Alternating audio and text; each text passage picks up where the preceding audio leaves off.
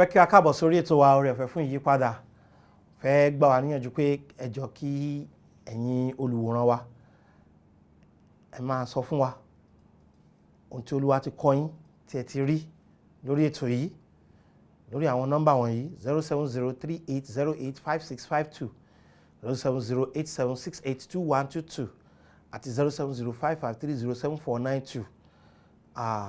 Ó máa ń jẹ́ ohun ìwúrí láti mọ̀ pé Ọlọ́run ti lo ọ̀rọ̀ rẹ̀ ní agbọn kan tàbí òmíràn nínú ayé yín, pé ó sì tún ń lò ó lọ́wọ́. Mo fẹ́ bá wa sọ̀rọ̀ Ọlọ́run ní àṣálẹ́ yìí. Ní ìjẹjọ́ a sọ̀rọ̀ lórí ohun tí a ò fẹ́ràn láti máa sọ̀rọ̀ nípa rẹ̀. A ti kọ́kọ́ sọ̀rọ̀ nípa àwọn kan tá a fẹ́ràn láti máa sọ̀rọ̀ nípa rẹ̀ bí eré ìdárayá, bí àwọn ìgbà tó dára, owó, ọjọ́ iwájú. A máa sọ̀rọ̀ nípa olólùfẹ́, a máa sọ̀rọ̀ nípa ilé ayé, a máa sọ̀rọ̀ nípa òṣèlú. Ṣùgbọ́n nǹkan méjì tí ó jẹ́ òtítọ́, àìfẹ́ sọ̀rọ̀ nípa wọn, àìsí ìfẹ́ ronú nípa wọn rárá. Ìkíní ni ikú. A fi lélẹ̀ fún wa wípé nínú àwọn nǹkan tá a fi lélẹ̀ láyé àtọ̀run, ènìyàn ó kú lẹ́ẹ̀kan. Àwáyé ikú kan kò sí. Àwọ̀ àwọn tó ti pẹ́ láyé tí wọ́n lo ẹ̀ẹ́dẹ́gbẹ̀rún, tí wọ́n lo ẹgbẹ̀rún dín díẹ̀, àwọn tó dín díẹ̀ lẹ́ẹ̀ẹ́dẹ́gbẹ̀rún ọdún, gbogbo wọn ni Bíbélì sọ pé wọ́n kú. Àwa fi múlẹ̀ pé nínú bí méjì lèyàn ó lọ. Nínú kíkú èèyàn já sí ikú kejì tí ṣe ìyapa kúrò lọ́dọ̀ Ọlọ́run títí ayérayé, tàbí kí ikú ènìyàn já sí òkààyàn Ábúráhámù tí ṣe ìjọba ọ̀run. A sì fi múlẹ̀ fún wa ohun tó múyàn dé ìjọba ọ̀run yìí. Ṣùgbọ́n nǹkan tó wà tó yẹ pé àwa ènìyàn a kò fẹ́ràn láti máa sọ̀rọ̀ nípa rẹ̀ tàbí ronú nípa rẹ̀. Ohun kejì yìí ni ìparabọ̀ Jésù lẹ́ẹ̀kejì. Wọ́n sọ ìtàn kan tó ṣẹlẹ̀. Mo ń pe arákùnrin mi kan tí ó kú bí ijọ́ 6 kó tó gbéyàwó. Mo wá ń sọ fún pé arákùnrin, kó tó di ọjọ́ ìsinmi tí Jésù bá lọ dé, nǹkan báyìí, kó tó di ọjọ́ àbámẹ́ta tó ń bọ̀ yìí tí Jésù bá lọ dé ńkọ́. Olùṣọ́ àgùntàn lárákùnrin náà ó ní ẹ má jẹ́ Jésù ò tí ì dé báyìí o, kó tiẹ̀ já ṣègbéyàwó ikú ń bẹ̀ náà. Nígbà bá ṣègbéyàwó tán Jésù bá fẹ́ dé kó dé o. Nítorí ọ̀pọ̀lọpọ̀ àfojúsùn, èròǹgbà ilé ayé àti ète ọkàn, ó jẹ́ ń tó ya ń lẹ́nu pé a kìí fẹ́ sọ̀rọ̀ nípa bíbọ̀ Jésù, a kìí fẹ́ ronú nípa rẹ̀. Ètò burú jáì jù ńbẹ̀ ni pé àwọn oníwàásù wa kìí wàásù nípa bíbọ̀ Jésù mọ́. Àwọn oníwàásù wa ní àwọn ìjọ Ọlọ́run tá ń lọ, tí wọ́n bá pé olùbánisọ̀rọ̀ pàtàkì nípa ọ̀rọ̀ owó ni, tí wọ́n bá pé olùbánisọ̀rọ̀ pàtàkì nípa ọ̀rọ̀ bí onígbàgbọ́ ṣe lè kópa nínú òṣèlú ni, a kìí sọ̀rọ̀ nípa bíbọ̀ Jésù mọ́. Jòhánù orí 14 ẹsẹ̀ kìíní wípé ẹ má ṣe jẹ́ kí ọkàn yín dàrú, ẹ gba Ọlọ́run gbọ́, ẹ gbà mí gbọ́ pẹ̀lú. Nínú ilé bàbá mi ọ̀pọ̀lọpọ̀ ibùgbé ni ó wà. Ìbá má ṣe bẹ́ẹ̀, èmi ìbá ti sọ fún yín, nítorí èmi ń lọ pèsè ààyè sílẹ̀ fún yín. Ẹ wá wo ẹsẹ̀ 3 yẹn dáadáa. Bí mo bá sì lọ pèsè ààyè sílẹ̀ fún yín, èmi ó tún padà wá, èmi ó sì mú yín lọ sọ́dọ̀ èmi fúnra ara mi, pé níbi tí èmi gbé wà kí ẹ̀yin lè wà níbẹ̀ pẹ̀lú. Ó ní èmi ó tún padà wá. Jẹ́ kí n sọ kí n tó gbàdúrà lórí wàásù yìí pé Jésù ń padà bọ̀. Ẹ ṣé Ọlọ́run tó lágbára fún àǹfààní ńlá yìí láti dúró láti sọ nípa ohun tó dára púpọ̀, ohun tó jẹ́ ohun ayọ̀ púpọ̀ tí ṣe ìpadàbọ̀ Jésù. Bàbá wa àti Ọlọ́run wa, bá ọkàn wa sọ̀rọ̀, ràn mí lọ́wọ́ pẹ̀lú ìwàásù yìí, ṣiṣẹ́ tó jẹ́ kí ọ̀rọ̀ yìí kó ṣiṣẹ́ agbára nínú ayé ẹnì kọ̀ọ̀kan wa. Lò mí fún ògo rẹ, kọ́ mi mọ̀ ọ́ sọ, ní orúkọ Jésù Kristi Olúwa wa, àmín. A kì í fẹ́ gbọ́ àsù rẹ̀ mọ́, a kì í fẹ́ ronú nípa rẹ̀ mọ́, a kì í fẹ́ sọ̀rọ̀ nípa rẹ̀ mọ́. Gbogbo nǹkan ni kò dá mi lójú dáadáa. Ohun tí ọ̀rọ̀ Ọlọ́run bá sọ kò ní lọ láìṣẹ. Eléyìí dá mi lójú dáadáa. Èyí tó sì dá mi lójú tí ọ̀rọ̀ Ọlọ́run sọ ni pé Jésù wípé èmi ò tó padà wá. Ìjọ́ wo ni ó padà wá? Èmi ò mọ̀. Ọdún wo ni? Èmi ò mọ̀. Ọ̀sẹ̀ wo ni? Èmi ò mọ̀. Oṣù wo ni? Èmi ò mọ̀. Ìgbà wo ni? Èmi ò mọ̀. Ṣénú òjò ni? Èmi ò mọ̀. Ìbọn ni ó ti bá mi? Èmi ò mọ̀. Ṣénú oko ni? Èmi ò mọ̀. Ṣébi tí mo ti wàásù ni? Èmi ò mọ̀. Ṣé nínú ìdílé mi ni? Èmi ò mọ̀. Ṣé níbi tí mo ti wo àwòrán eré ìdárayá ni? Èmi ò mọ̀ gbà tí yóò bá mi. Ìwọ mo mọ̀ nǹkan kan tó dá mi lójú wípé Jésù ń padà bọ̀. Mi ò mọ̀ bóyá wọ́n mọ̀ bẹ́ẹ̀. Ìgbà Bíbélì wípé Jésù wípé bí mo bá sì lọ pèsè àyè sílẹ̀ fún yín, èmi ò tún padà wá. Tí Jésù bá sọ pé wọ́n padà wá, bẹ́ẹ̀ ni yóò padà wá. Jésù ó ń padà bọ̀. Ó jẹ́ ohun tí a kì í fẹ́ sọ mọ́. Ó jẹ́ ohun tí a kì í fẹ́ gbọ́ mọ́. Ó jẹ́ ohun tí a kì í fẹ́ rò mọ́. Kí wá la máa ń ṣe tí wọ́n bá ti sọ̀rọ̀ nípa Jésù ń padà bọ̀? Nǹkan àkọ́kọ́ ni pé a máa ń sẹ́ wípé ṣé wọ́n lọ ọ̀run rí ni tó fi ní Jésù ń bọ̀? Ṣé Jésù fóònù ẹni wípé òun ń bọ̀? Ara àwọn nǹkan mi tó tún máa jẹ́ káwọn èèyàn sẹ́ ìpadàbọ̀ Jésù tí ó ga jùlọ òun náà ni pé àwọn kan wọ́n ti sọ pé níjọ́ báyìí, lóṣù báyìí, lọ́dún báyìí, nígbà báyìí Jésù ó padà dé. Ní àwọn ìgbà yẹn tí àwọn kan bá sì ti sọ bẹ́ẹ̀, ọ̀pọ̀lọpọ̀ àwọn èèyàn máa lọ ta dúkìá wọn. Ọ̀pọ̀lọpọ̀ àwọn èèyàn máa sọ pé ayé ti fẹ́ parẹ́, wípé Jésù ń padà bọ̀. Nígbà tí torí pé wọ́n ti wá sọ bẹ́ẹ̀ fún wọn pé níjọba oṣù báyìí wọ́n ti sọ bẹ́ẹ̀ fún wọn. Àwọn ènìyàn nítorí ẹ̀ tí kìíní yẹn wá ṣẹlẹ̀ bí wọ́n ṣe sọ, ó jẹ́ kí wọ́n sẹ́ wípé Jésù ń padà bọ̀. Ẹ̀yẹn wò ó, má jẹ́ kẹ́ni kankan tọ́ ọ jẹ. Kò sẹ́ni, má sẹ́ pé Jésù ń padà bọ̀. Má wà lára àwọn tó ń sẹ́ pé Jésù ń padà bọ̀. Jẹ́ kí n fi tí Bíbélì sọ nínú ìwé Máàkù orí 13 hàn. Máàkù orí 13 ẹsẹ̀ 22 32. Máàkù orí 13 ẹsẹ̀ 22 ní ṣùgbọ́n ní ti ọjọ́ àti wákàtí náà kò sí ẹni kan tí ó mọ̀, kò sí, kì í tilẹ̀ ṣe àwọn áńgẹ́lì ọ̀run tàbí ọmọ, bí kò ṣe bàbá nìkan ṣoṣo. Mo kà ní ọdún kan tí ẹnìkan ní Ọlọ́run ti ṣẹ́wọ́ sáńgẹ́lì kan pé kó lu aago wípé àkókò tó, ìwà burúkú ti pọ̀jù nílé ayé, pé lọ́mọ wá kúnlẹ̀ pé bàbá mú sùúrù díẹ̀ sí i, mọ́ ti wà. Jẹ́ kí n sọ fún ọ pé bàbá mọjọ́ tọmọ ó dé o. Ọjọ́ kan ti wà tọ́lọ́run ti mú. Ọjọ́ yẹn kò sì yí padà. Bóyá nìkan ti mọ́ sọ pé tí Jésù bá fa bíbọ̀ rẹ̀ sẹ́yìn, wọ́n fa bíbọ̀ Jésù padà sẹ́yìn rí. Jésù ń padà bọ̀ nítorí pé ọjọ́ ń bẹ tí ó ṣe kí ni o, tí ó padà wá. Ọjọ́ náà èmi ò mọ̀, ẹ̀yin ò mọ̀. Àwọn tó polongo pé ayé fẹ́ parẹ́, Jésù padà bọ̀, kíní kan, àwọn gan ò mọ̀. Ṣùgbọ́n nǹkan kan tó dájú ni pé Jésù ń padà bọ̀. Ìgbọ́n táwọn èèyàn ń ṣe nítorí pé a ti tàn wọ́n jẹ nípa ọjọ́ kan pé Jésù ń padà bọ̀ tẹ́lẹ̀, ó ti jẹ́ kí wọ́n sẹ́ pé Jésù ń padà bọ̀. Nítorí pé àwọn èèyàn ò gba Bíbélì gbọ́, wọ́n á máa sẹ́ pé Jésù ń padà bọ̀. Nǹkan mi táwọn èèyàn tún máa ń ṣe nípa ìpadàbọ̀ Jésù yìí, ó ní pé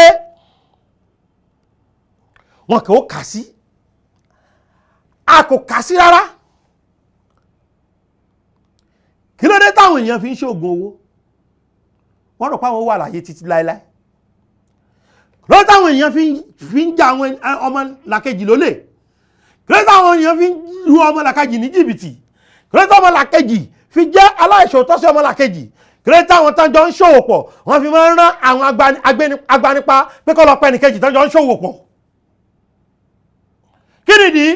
Nítorí pé wọn ò kà sí pé Jésù ń padà bọ̀. Kí nìdí táwọn èèyàn fi ń sún ọjọ́ tí wọ́n gba Jésù síwájú? Pé kò tí ìyá járe, ó ti yájú jẹ́ kọ́kọ́ jayé orí mi, jẹ́ gbádùn ara mi, tó yẹ pé kò sí ìtìjú wọn nílé ayé, a ní ìtìjú kankan mọ́. Àwọn aṣọ àwọ̀tẹ́lẹ̀ làwọn ọmọbìnrin wọ̀ kiri títì, wọn ò kà sí wọn pé Jésù ń padà bọ̀. Jẹ́ kí n fi nǹkan hàn nínú Kọ́ríńtì kìíní orí 15. Kọ́ríńtì kìíní orí 15 ẹsẹ̀ 51. Kọ́ríńtì kìíní orí 15, 1 Corinthians 15 verse 51. Ó ní kíyèsí, ohun ìjìnlẹ̀ ni mo sọ fún yín, gbogbo wa kọ́ kí yóò sùn, ṣùgbọ́n gbogbo wa ni a ó paláradà. Ó ní lọ́gán, ní ìṣẹ́jú, ní ìgbà ìpè ìkẹyìn, nítorí ìpè yóò dún, a ó sì jí àwọn òkú dìde ní àìdíbàjẹ́, a ó sì pa wá láradà. Nítorí pé ara ìdíbàjẹ́ yìí kò lè ṣàìgbé àìdíbàjẹ́ wọ̀, àti ara kíkú yìí kò lè ṣàìgbé ara ìkú wọ̀.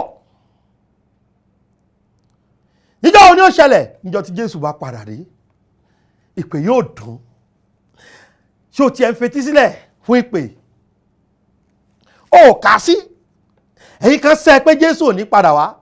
Ẹ̀yin kan ò kà sí pé Jésù ń padà bọ̀. Kò ní túmọ̀ sí wa. Kò sí bá ṣe sọ́tọ̀. Kò ní túmọ̀ sí wa.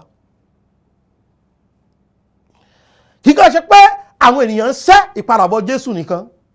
Ṣùgbọ́n àwọn ènìyàn tó ṣe kí ni o? Wọn kò bìkítà nípa rẹ̀. Wọn ò kà sí. Nǹkan kẹta táwọn èèyàn máa ń ṣe nípa ìpadàbọ̀ Jésù tó máa ń dùnni púpọ̀, òun ni pé wọ́n máa bẹ̀rù tán bá tiẹ̀ gbọ́ nípa rẹ̀. Wípé Jésù lè dé lónìí. Kí ló dé tí wọ́n máa bẹ̀rù? Wọn ò mọ ibi tí wọ́n ń lọ ni. Ẹni tí ò mọ ibi tó ń lọ, tó mọ̀ pé bí kú dé nìsín, kò dájú ibi tó ń lọ. Bí ìpè dún nìsín, kò dájú ibi tó ń lọ. Tẹ́ bá bi wọ́n pé tẹ́ bá kú lónìí, ǹjẹ́ lọ jọba ọ̀run? A mọ̀ gbọ́, akílótẹ̀ fi mí ṣe pé ṣe ìrìn kúrò mi ni. Ó wà bẹ̀rẹ̀ orin, èmi ò ṣe tán ikú, àbí mi ò ṣe tán ikú, bó òkú ńkọ́. Ọkàn àwọn èèyàn máa ń dàrú nígbà míì nígbà tí a bá gbọ́ pé Jésù ń padà bọ̀. Bíbélì sì wí fún wa nínú ìwé Jòhánù orí 14 yẹn. Ẹsẹ̀ kìíní pé ẹ má ṣe jẹ́ kí ọkàn yín kó ṣe kí ni, kó bàjẹ́. Ẹ má bọkàn jẹ́. Ẹ má bọkàn jẹ́. Ẹ gba Ọlọ́run gbọ́ ni. Dípò kẹ́ ẹ má bọkàn jẹ́, ẹ gba Ọlọ́run gbọ́ ni.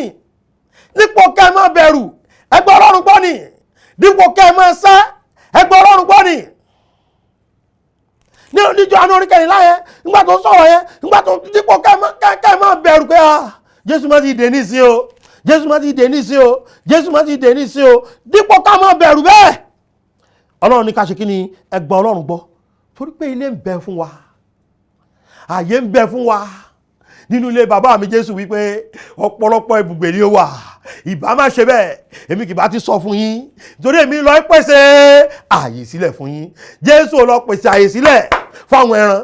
Jésù lọ pèsè ààyè sílẹ̀ fáwọn eku. Jésù lọ pèsè ààyè sílẹ̀ fáwọn ẹyẹ. Wò ó jẹ́ kí n sọ fún ọ, èmi torí mi láti ẹgbẹ̀rún ọdún 2 lé ni Jésù fi lọ ń pèsè ààyè sílẹ̀.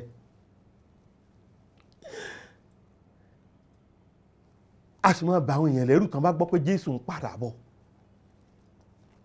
Torí mi Jésù fi ń padà bọ̀. Ó padà bọ̀. Ó fẹ́rẹ̀ dé. Ó dúró ní ní tí wọ́n ti ń sọ látayébáyé. Wọ́n lè máa sọ látayébáyé. ǹjẹ́ o tiẹ̀ lè rántí pé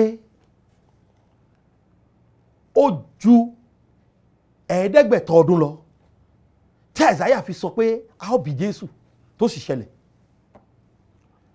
Ó ju 500 ọdún lọ tí Àìsáyà fi sọ pé ibi báyìí la ó bí sí tó sì ṣẹlẹ̀ bẹ́ẹ̀. Ó ju 500 ọdún lọ tí Míkà fi sọ pé wo Bethlehem Judea la ó bí sí tó sì ṣẹlẹ̀ bẹ́ẹ̀. Gbọ́, ó ju 100 ọdún lọ tí Àìsáyà fi sọ pé wo àná apálára nítorí ẹ̀ṣẹ̀ wa ó sì ṣẹlẹ̀ bẹ́ẹ̀. Ibi tá a bí sí àkọsílẹ̀ ní ọ̀rọ̀ Ọlọ́run ó ṣẹlẹ̀, bẹ́ẹ̀ ó bí ó ṣẹlẹ̀, wípé a ó pa ó ṣẹlẹ̀, pé yóò jíǹde ó ṣẹlẹ̀. Wọ́n yẹ kí n parọ́ fún ọ pé yóò padà wá yóò ṣẹlẹ̀. O lè ṣẹ̀ pẹ̀lú gbogbo agbára rẹ. Gbọ́ mi dáadáa, o lè ṣẹ̀ pẹ̀lú gbogbo agbára rẹ. O lè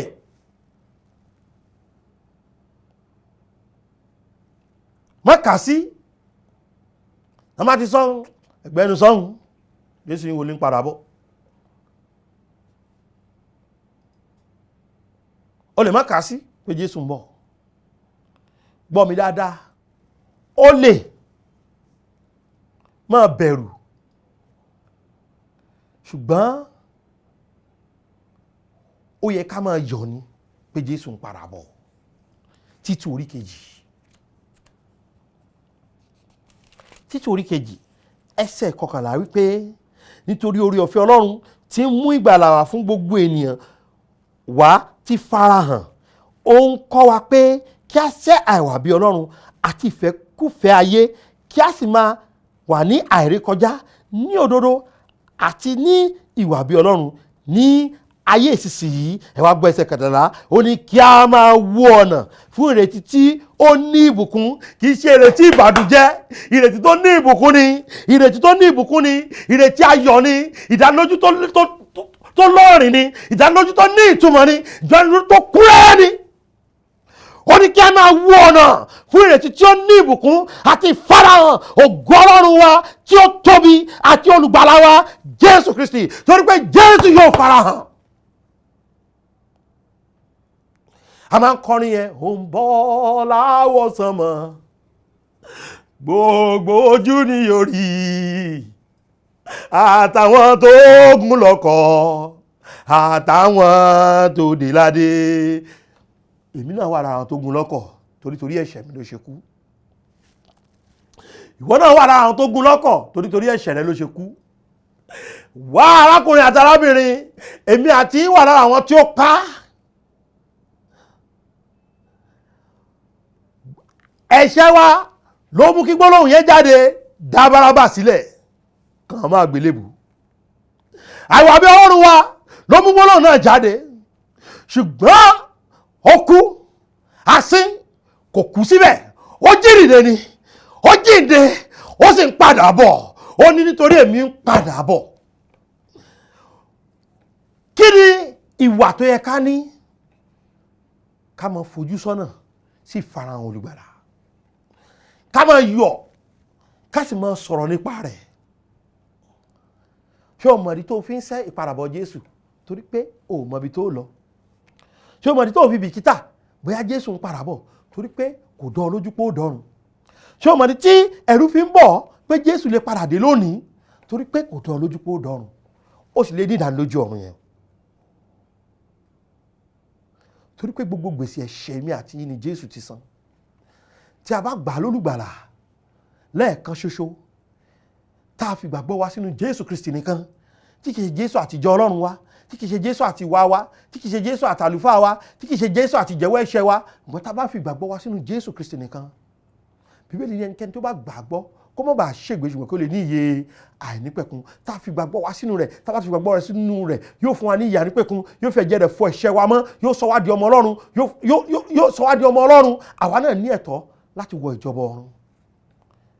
Ohun mi ò mọ̀ rí kò lè fọ̀ sí wa tí a bá ti gba Jésù lólùgbàlà, tí a bá ti di ọmọ Ọlọ́run, tí a bá ti di àtúnbí, tí a bá ti gba Jésù Kristi. Ó ń bọ̀ láwọ̀ sánmọ̀, ojú gbogbo wa ní orí, àwọn tó gun lọ́kọ̀ àtàwọn tó dé ládé. Ó yẹ ká máa yọ̀ ní pé Jésù ń bọ̀, kí a máa ronú, ká sì fi ìṣúra sọ́hùn, ká máa sọ fáwọn ènìyàn nípa ìpadàbọ̀ Jésù yìí, ká máa kọ́ wọn pé Jésù nìkan lọ́nà sí ìjọba ọ̀run, kò sí ọ̀nà míì. Kì í ṣe wòlíì lọ́nà, kì í ṣe mi oníwàásù lọ́nà. Ikú sísí àtàjíǹde Jésù ló san gbogbo gbèsè náà. Tó o bá gba Jésù yẹn sọ́kàn rẹ, tó o fi gbàgbọ́ rẹ sínú Jésù Kristi nìkan, ó dọ̀run. Ṣé o fẹ́ dọ̀run? Gba Jésù lódì. Tí pè bá lọ ọdún lálẹ́ ńkọ́, ìwọ náà bọ́nu. Má fi ìgbàlà rẹ dọ́là. Pè Jésù sọ́kàn rẹ. Ṣàlàyé fún pé olùgbàlà, ó yé mi lónìí pé ẹlẹ́ṣẹ̀ ni mí. Ó yé mi pé o kú, asín ó sì jí dìde. Kémi má bàa san gbèsè ẹ̀ṣẹ̀ mi. Ó yé mi pé o lọ síjọba ọ̀run láti pèsè àyè sílẹ̀ fún mi. Mo gba Jésù lólùgbàlà mi lónìí. Mo fi ìgbàgbọ́ mi sínú ikú sísí àtàjíǹde Jésù gẹ́gẹ́ bí nǹkan ṣoṣo tó san gbèsè ẹ̀ṣẹ̀ mi. Jésù, mo dúpẹ́ torí pé o ti wá sínú ọkàn mi lónìí. Jésù Olúwa wa, àmín. Ṣé lóòótọ́ ló gba Jésù lónìí? Fún ìgbà àkọ́kọ́ àti ìgbà tó kẹ́yìn, ṣé o ti gba Jésù? Máa yọ̀ pé Jésù ń bọ̀, torí níjọ́ tó bá dé, àjọ ń lọ ni. Ìwọ náà ti bọ́ lọ́wọ́ kó máa gbàdúrà pé kàmí yẹn níjọba rẹ̀. Dákun jẹ́ kémi náà bọ́ ọyọ. Sọ fún mi ní 07038085652 àbí 07087682122 tàbí 07055307492. Àwọn nọ́mbà mẹ́tẹ̀ẹ̀ta yẹn náà fi sójú móhùnmáwòrán yẹn. Jésù ń padà bọ̀. Má ṣẹ̀ o. Má ṣàlàyé kà sí pé ó ń bọ̀ o. Má bẹ̀rù pé ó ń bọ̀. Má yọ̀ pé ó ń bọ̀. Ṣùgbọ́n tó lè jẹ́ kó yọ̀ náà ni pé kó gba Jésù. Ó dàbọ̀. Adùn nílé tiwa, gbọ̀ngbọ̀n rẹ̀ yóò gba ọ̀run kan, ayé ò gbọ́ pẹ̀lú. Oore ọ̀fẹ́ ṣá ní ìgbẹ́kẹ̀lé mi. Jésù kú fún aráyé, ó kú fún mi pẹ̀lú. Oore ọ̀fẹ́ ṣá ní ìgbẹ́kẹ̀lé mi.